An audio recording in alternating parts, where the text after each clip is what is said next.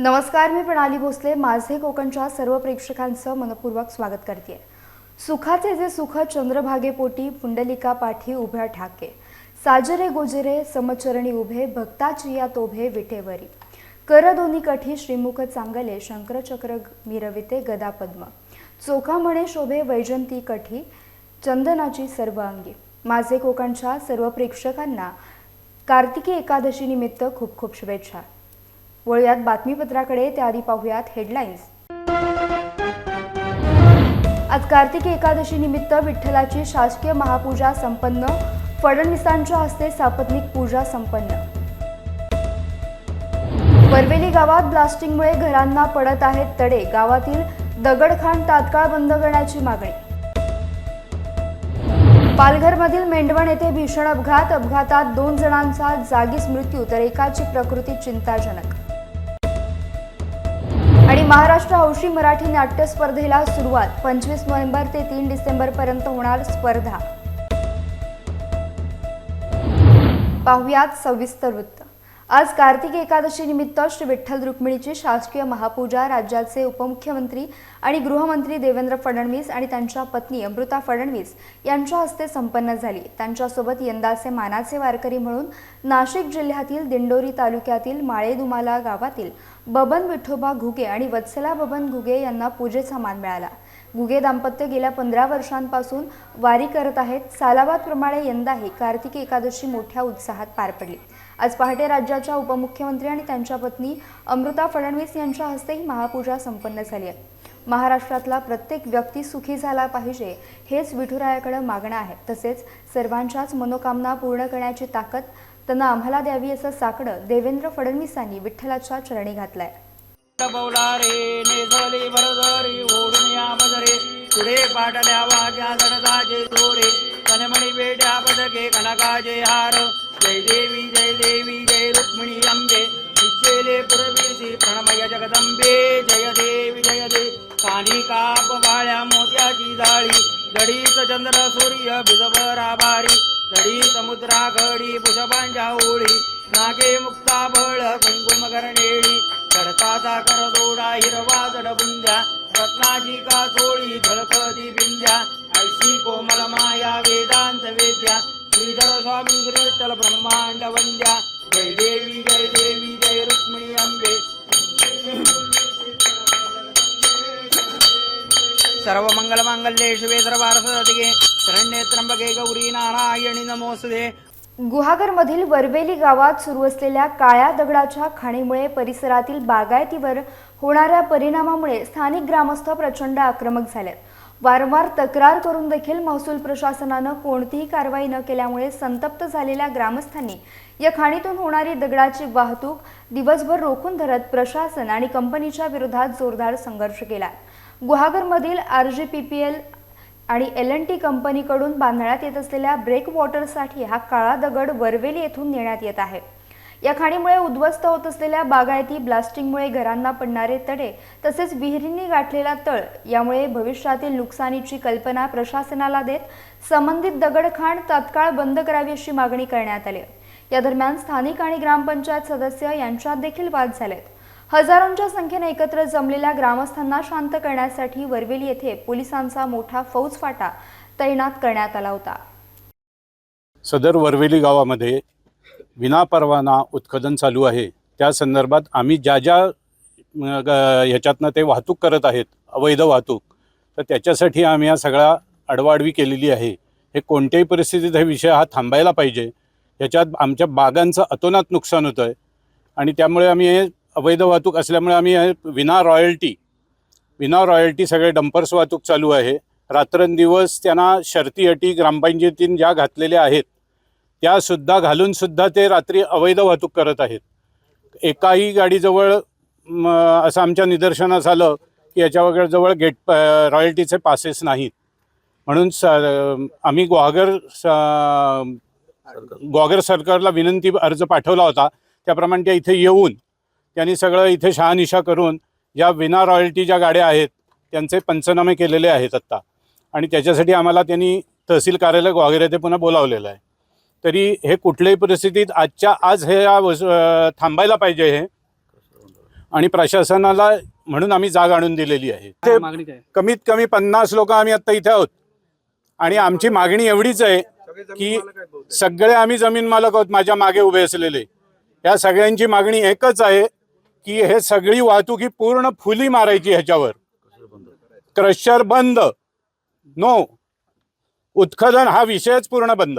आता हे जे उत्खनन होतंय ते दगड जातात ते नेमकं कुठे? हे दगड जात आहेत, ह्या सगळ्या ओव्हरलोड गाड्या आहेत. ह्या ज्या गाड्यांना 20-20 टनाचं पासिंग आहे किंवा 25 टनाचं असेल त्याच्यात 40-40 टन माल जातोय आणि त्या आमच्या जागेची सगळी पूर्ण वाट लावलेली आहे त्यांनी. नुसती रस्त्याची तुमची तक्रार आहे की नाही, आमची पूर्ण उत्खननालाच आमचा विरोध आहे.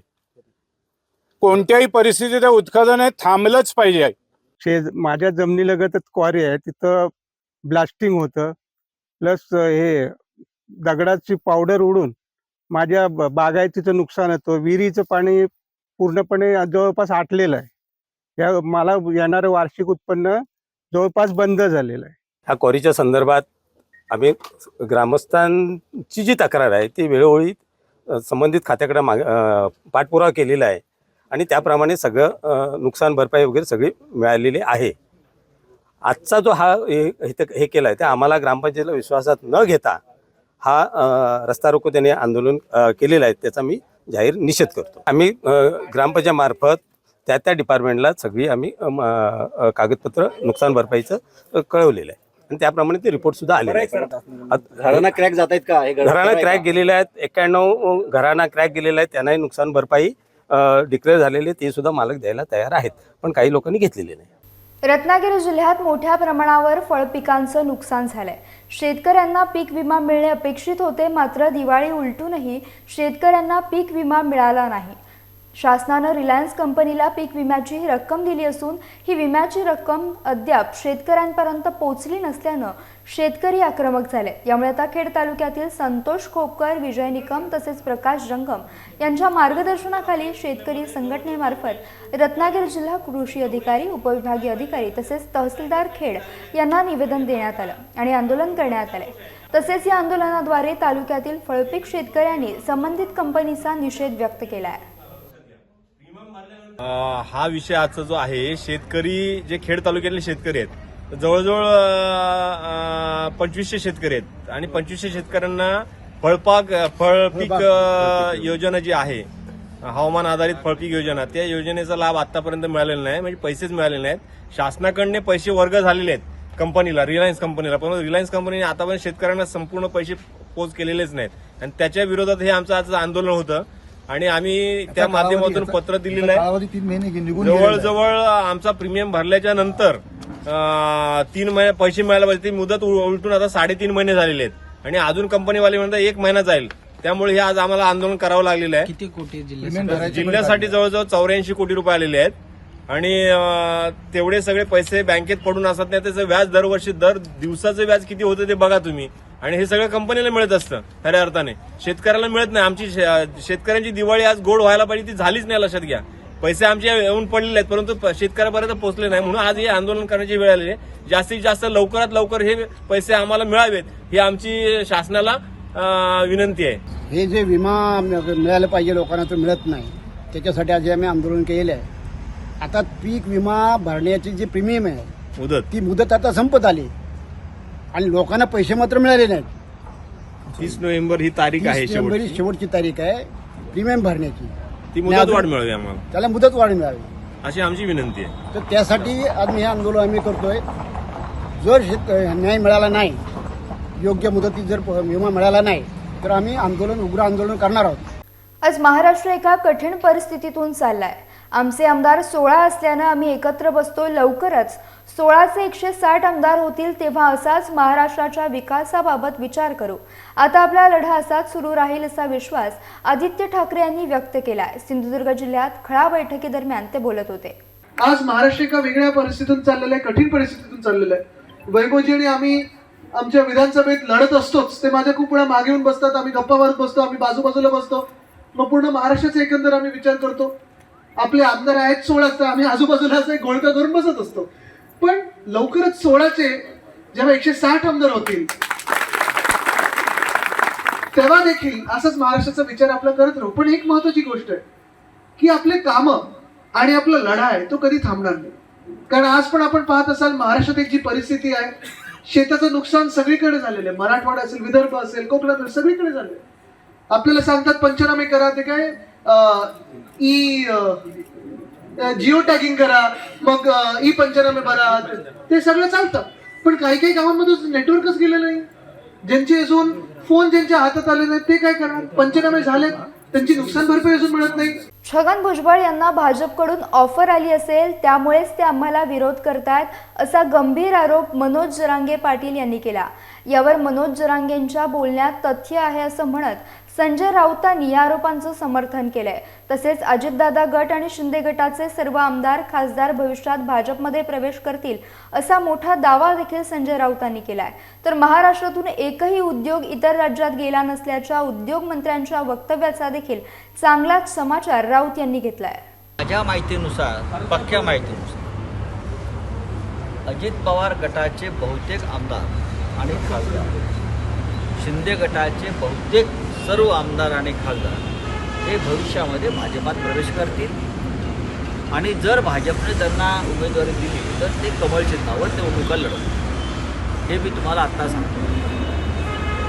कारण जरी धनुष्यबाण त्यांना मिळालं असलं तरी धनुष्यबाणावर त्यांना आता कोणी मतदान करणार आणि उद्या त्यांना घड्याळ मिळालं अजित पवार गटाला तरी शरद पवार जिथे आहेत तिथेच मतदान. त्याच्यामुळे यांना कमळाबाईला स्वीकारून कमळाबाईच्या पत्राखाली लपून त्यांना निवडणुका लढाव्या लागतील.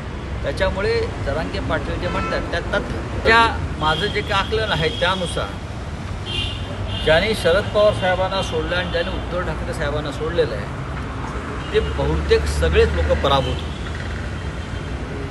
महाराष्ट्राची जनतेची मानसिकता मी पाहतो की या गद्दार लोकांना स्वीकारण्याची मानसिकता आता नाही. लोक निवडणुकीची वाट पाहतात. तुम्ही महानगरपालिकेच्या निवडणुका घ्यायला तयार नाही. हां, उद्या कदाचित विधानसभा लोकसभासुद्धा आपण घेणार नाही. अशा प्रकारची हुकुमशाही सुरू आहे. इंटरनॅशनल फायनान्स सेंटर कुठे गेलं? मुंबई क्रिकेटची पंढरी होती, हा एक मोठा उद्योगच होता, कुठे गेलं? हां, वेदांत फॉक्सकॉन कुठे गेलं? ड्रग्स पार्क कुठे गेलं? डायमंड मार्केट कुठे गेलं? हे जर उद्योग मंत्र्यांना माहीत नसेल तर हे महाराष्ट्राचं दुर्दैव म्हणावं लागेल. यासह बुलेटिनमध्ये वेळ झाली एका छोट्याशा विश्रांतीची. तुम्ही कुठेही जाऊ नका, पाहत रहा फक्त माझे कोकण. खुश खबर, खुश खबर, खुश खबर. मैं रमेश मनोहर सागवेकर ज्वेलर्स सोने चांदी आणि मोत्याचे कलात्मक तसेच आकर्षक हॉलमार्क HUID अत्याधुनिक पद्धतीचे दागिने मिळण्याचे खेडमधील एकमेव ठिकाण. मैं रमेश मनोहर सागवेकर ज्वेलर्स घेऊन येत आहेत ग्राहकांसाठी दसरा आणि दीपावली निमित्त आकर्षक भेट योजना.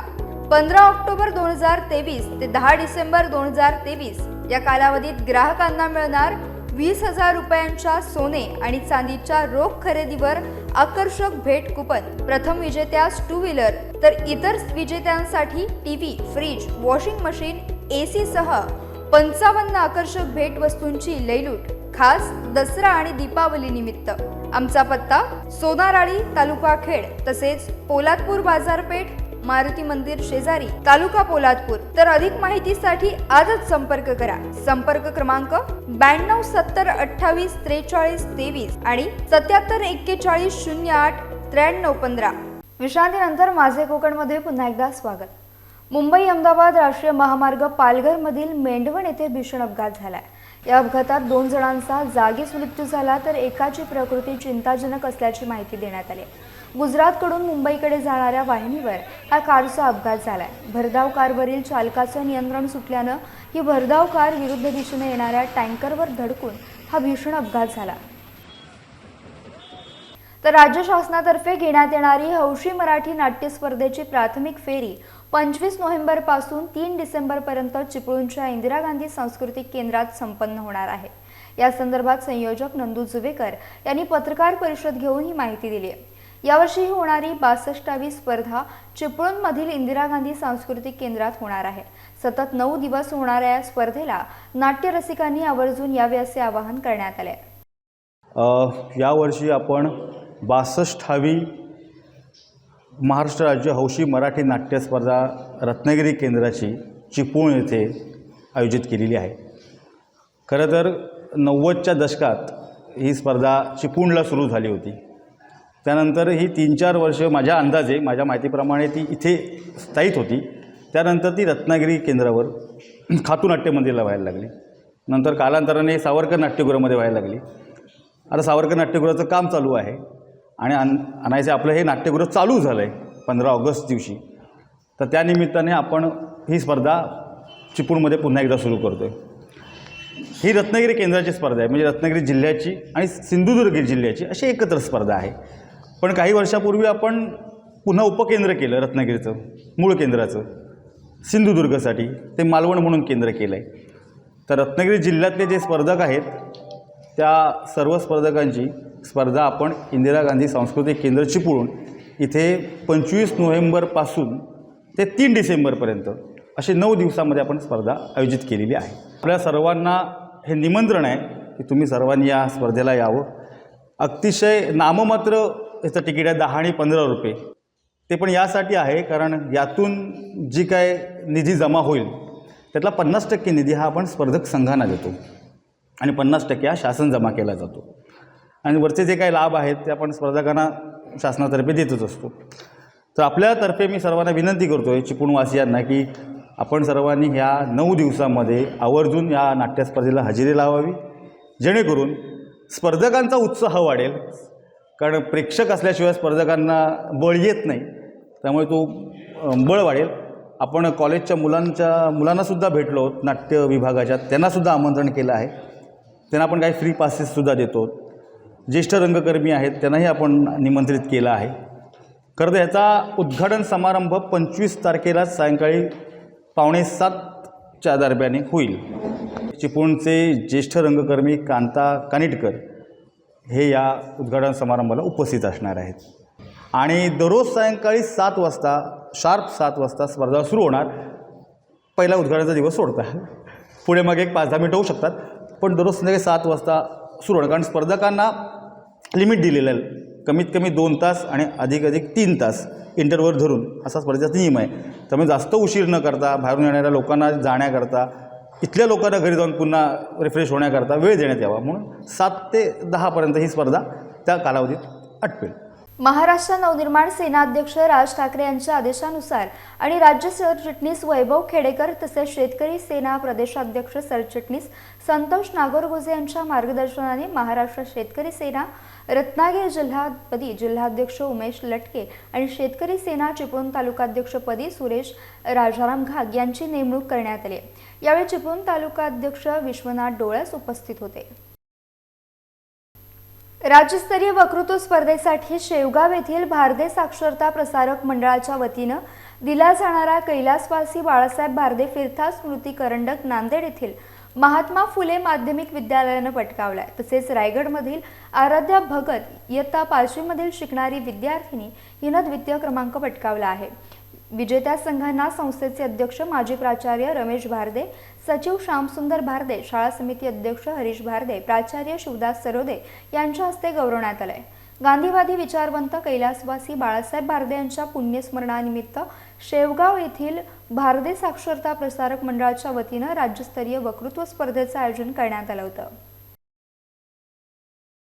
क्रीडा व युवक सेवा संचालनालय महाराष्ट्र राज्य पुणे, जिल्हा क्रीडा अधिकारी कार्यालय बारामती यांच्या संयुक्त विद्यमानं 19 नोव्हेंबर ते 21 नोव्हेंबर 2023 बारामती येथे झालेल्या 19 वर्षे वयोगटातील राज्यस्तरीय नेटबॉल स्पर्धेमध्ये खेडमधील ज्ञानदीप विद्या संकुल भडगाव येथील आशिक भिकू जानकर आणि पूर्वा सचिन कुळे या दोघांचीही महाराष्ट्राच्या नेटबॉल संघामध्ये निवड झाली आहे. पुढील राष्ट्रीय स्पर्धा ही हरियाणा या ठिकाणी होणार आहे. पुढील राष्ट्रीय स्पर्धेसाठी आशिक आणि पूर्वा यांना तसेच पालकांना आणि मार्गदर्शक शिक्षकांना संस्था आणि प्रशालेच्या वतीनं शुभेच्छा देण्यात आल्या आहेत. या सब बुलेटिनमध्ये वेळ झाली एका छोट्याशा विश्रांतीची. तुम्ही कुठेही जाऊ नका, पाहत राहा फक्त माझे कोकण. HP बुटालाइन सर्व्हिसेस घेऊन आले सणांनिमित्त ग्राहकांसाठी खास ऑफर. ऑनलाईन रेट आपल्यासाठी थेट. Fridge, TV, AC, washing machine व फर्निचरवरती मिळवा भरघोस सूट व जादा वॉरंटी ऑफर फक्त मर्यादित कालावधीपर्यंत. तसेच ग्राहकांसाठी बजाज फायनान्स कमीत कमी डाऊन पेमेंटमध्ये आमच्याकडे उपलब्ध. आता सणांचा आनंद द्विगुणित करा आणि आजच भेट द्या आपल्या HP बुटालँड सर्व्हिसेसच्या जवळच्या दालनात. आमचा पत्ता साहिल पॅराडाईज, अमूल आईस्क्रीमच्या बाजूला, गिमवणे दापोली, फाटक कॅपिटल, राधाकृष्ण मंदिर समोर, फॅमिली मॉल दापोली आणि हॉटेल सवेरा शेजारी, कोष्टीआळी खेड. विश्रांतीनंतर प्राईम टाइम बुलेटिनमध्ये आपलं स्वागत. पोलादपूर तालुक्यातील गोळेगणी येथे नदीवर ग्रामस्थांच्या सहकार्यानं तालुका कृषी विभागाच्या मार्गदर्शनाखाली लोकसहभागातून मातीचा बंधारा बांधण्यात आला. पोलादपूरमधील गोळेगणी हा अतिदुर्गम आणि घनदाट जंगल डोंगर दऱ्यांनी वेढलेला परिसर आहे. या भागात पावसाळ्यात प्रचंड पाऊस पडत असतो, मात्र पाणी साठवणुकीची व्यवस्था नसल्यानं पाणी वाहून जाते आणि उन्हाळ्यात स्थानिकांना भीषण पाणी टंचाईचा सामना करावा लागतो. या माती बंधाऱ्याचा उपयोग शेतीसाठी, जनावरांना पिण्यासाठी, कपडे धुणे, विहिरीची पाणी पातळी वाढण्याकरिता उपयुक्त होणार आहे. बंधारा बांधण्यासाठी कृषी विभाग आणि स्थानिक ग्रामस्थांनी यावेळी मेहनत घेतली आहे. आज या गोळेगणी गावामध्ये आपण उभे आहोत.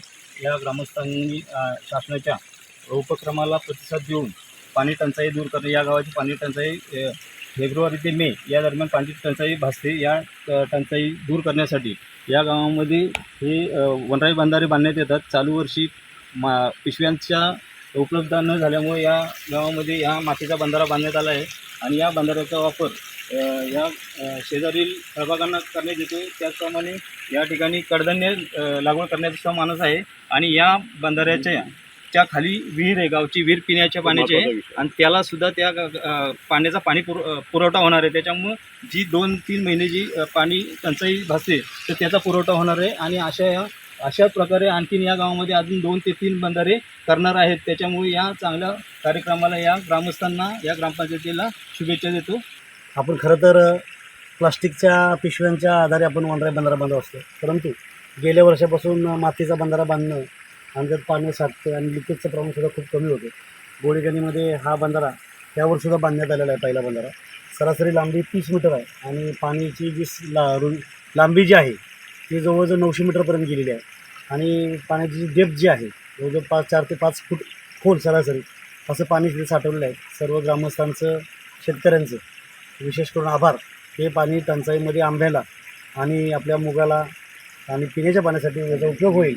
खाली विहीरसुद्धा आहे, त्यामुळं हा चांगला स्तुत्य उपक्रम असून अशाच पद्धतीचे पुढील बंधाऱ्याचं कामसुद्धा त्यांचं प्रयोजन 3 बंधाऱ्याच्या कामासाठी मी शुभेच्छा देतो.